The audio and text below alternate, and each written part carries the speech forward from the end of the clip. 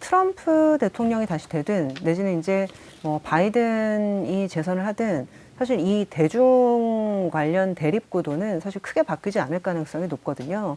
뭐 아시겠지만 이제 트럼프 대통령 됐을 때 마가라고 해서 다들 이제 모자 쓰고 있는 장면 되게 많이 나왔잖아요. 그래서 그 마가가 Make America Great Again 이 네 개의 약자인데 그 당시 그래가지고 이제 미국 우선주의 이런 부분들이 엄청나게 확산이 됐다가 사실 그 이후부터는 바이든이 되면 예전에 이제 바이든이 부통령이었을 때 시진핑이랑 굉장히 친했어요. 그래서 이제 중국 갈 때 마이 프렌드가 왔다고 하면서 악수도 하고 막 그랬던 장면들이 많이 보도가 됐었거든요.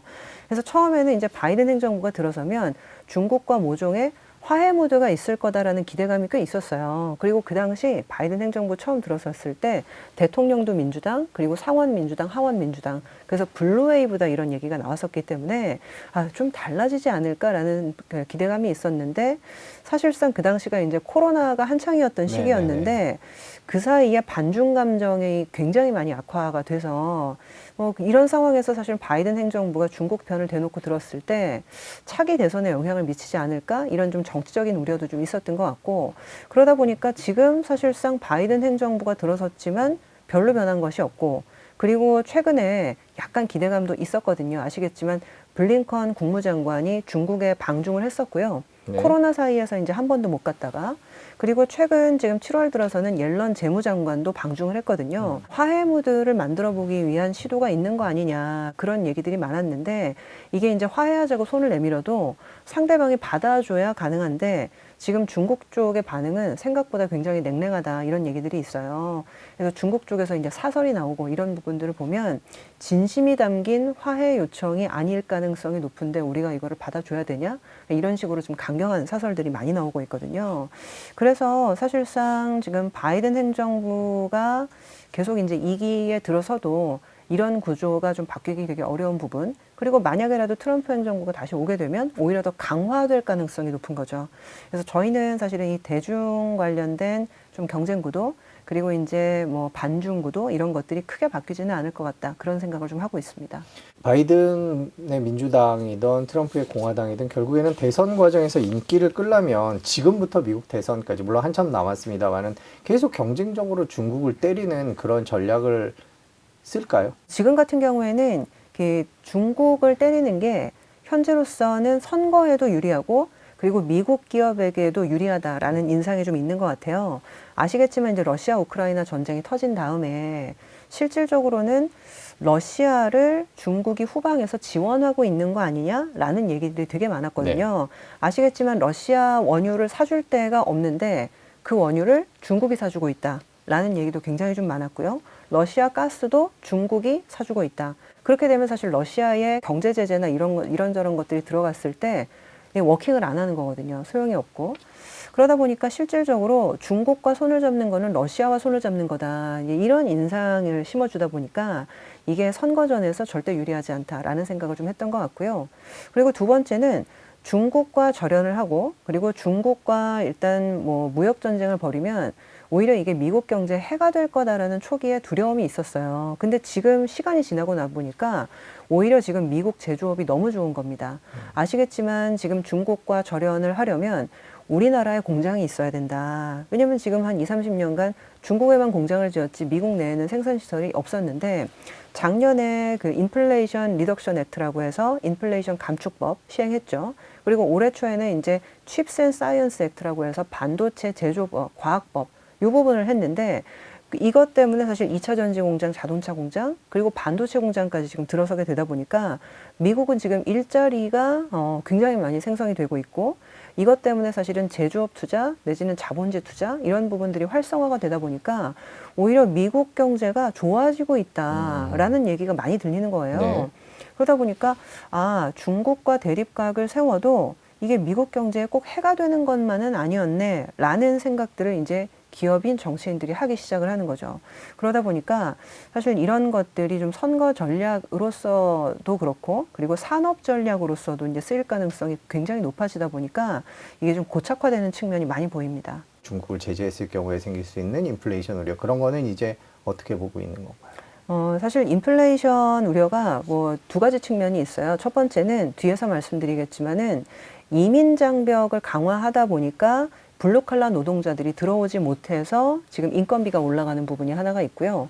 두 번째는 이제 반중 구도 때문에 관세를 높이다 보니까 중국 제품이 이제 비싸게 들어오면서 내지는 들어오지 못하면서 생기는 인플레이션, 이 두 가지가 있는데 중요한 거는 이게 단기적으로는 굉장히 고통스러운 거예요.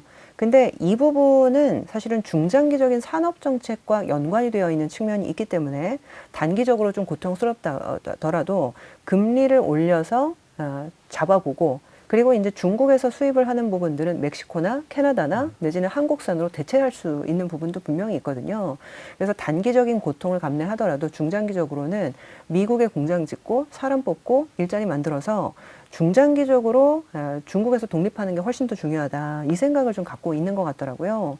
그래서 인플레이션이 사실상 단기적으로는 쉬이 잡히기가 굉장히 어려울 것 같다, 어느 정도 각오하고 있는 거죠. 이로 인해서 인플레이션이 올라오는 부분은. 그래서 의외로 지금 고금리 기조를 쉽게 포기를 못하는 게, 수요가 올라오면 조금 억제하면 사실 뭐 물가는 어느 정도는 잡을 수가 있는 부분이 있거든요. 그래서 이게 이제 양동 작전을 좀 쓰고 있다라고 보시면 됩니다. 산업 정책으로 오히려 중장기적인 비전을 좀 가져가고, 단기적인 인플레이션은 수요를 좀 죽여서 금리를 좀 올려서 잡아보는 그런 전략을 쓰고 있다라고 보이는 거죠. 미국의 그 중국에 대한 압박은 계속 될 것 같은데, 특히 그 첨단 제품에 대한 압박이 더 강한 것 같아요. 그런 기조는 앞으로도 더 강해지겠죠, 반도체 같은 경우에. 그렇죠. 사실상 이제 따라올 때 사다리 걷어차기 전략이라고 굉장히 많이 얘기를 하잖아요. 지금 사실은 뭐 중국 그리고 뭐 한국, 일본도 다 마찬가지지만 미국의 기술력을 빨리 베끼고 내지는 그리고 빨리 그냥 따라잡아서 이게 따라가기 전략들을 많이 썼는데, 이제 미국은 더 이상 쫓아오면 우리를 뛰어넘을 수도 있겠다라고 생각을 하다 보니까 이제 사다리 걷어차기 전략을 쓰고 있습니다. 뭐 대표적인 게 아시겠지만 반도체일 텐데요. 칩을 사실은 갖다가 내 컴퓨터에 꽂아가지고 이제 고연산을 돌릴 수가 있는데, 그게 아니면 클라우드에 들어가서, 어떻게 보면 이제 클라우드라는 거는 다른 컴퓨터, 슈퍼컴퓨터의 서버를 빌려가지고 연산을 돌리게 되는 건데, 보통은 내 칩이 없어도 저 슈퍼컴퓨터를 빌려 쓸 수 있으면 거기에서 사실은 또 AI 연산을 돌릴 수가 있거든요. 근데 이 클라우드를 통해서 이제 중국 업체들이 우회해서 미국의 그 컴퓨팅에 좀 접근을 한다라, 뭐 이런 얘기가 돌면서 클라우드 업체들한테, 중국 업체들한테 서버 빌려주는 거 하지 마, 이번에 이제 이 규제까지 나왔거든요. 그래서 사실상 이게 작년에 했던 게 잘 안 먹히니까 또 핀셋 규제들을 지금 하고 있는 상황이고요. 어떻게 보면 굉장히 좀 미세하게 모든 접근들을 하나하나 차단을 하고 있는 그런 상황이다라고 보여집니다. 이런 식의 핀셋 규제와 첨단 제품에 대한 규제는 뭐 미국 선거가 어떻게 되더라도 앞으로 계속 갈 거다라고 보는 게 맞겠죠? 네, 뭐 점점 더 강화되고 있고요. 사실 저는 좀 놀란 게 그 7월 달에 아까 제가 옐런 재무장관이 방중을 했다 말씀을 드렸잖아요. 근데 미국 언론에서는 이 방중에 대해서 어떻게 봤냐면, 뭔가 화해하려고 가는 게 아니라 그 지금 7월 중에 새로운 규제가 나오기 전에 중국을 달래려고 가는 거다. 그러니까 왜냐하면 이제 이런 규제를 예고도 없이 발표하면 중국이 엄청나게 화를 내고 그러면서 지금 악화가 더 심화될 수가 있기 때문에 이런 거를 발표할 거니까 니네가 좀 이해해줘 라고 이제 그 약간 양해를 구하러 가는 거죠.